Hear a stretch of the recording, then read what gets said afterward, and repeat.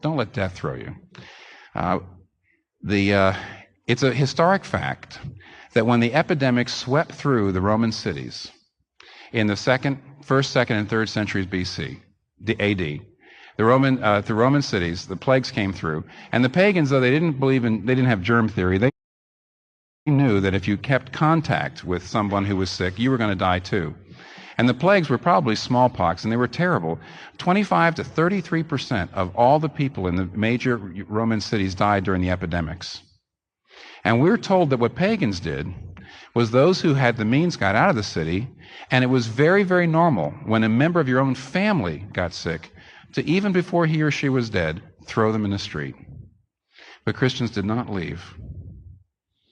Christians picked up not only their own sick and stayed in the city and cared for them, they picked up the pagan sick, touching them, lifting them up, their sores oozing onto their hands, knowing that this probably meant they might die. But they stayed.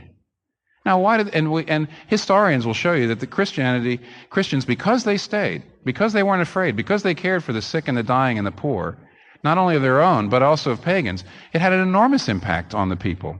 Had an enormous impact on society. It made Christians incredibly credible.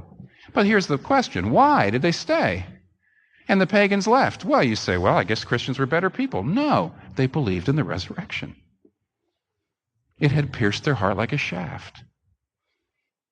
And they looked around, they said there was oppression, and there was disease, and there was death, and they said, what? The shadow was a passing thing compared to light and high beauty, and because the resurrection happened, we know it's there. Therefore, what if I die? Come on, death. Give me your best shot. Do your worst. The lower you lay me, the higher you'll raise me.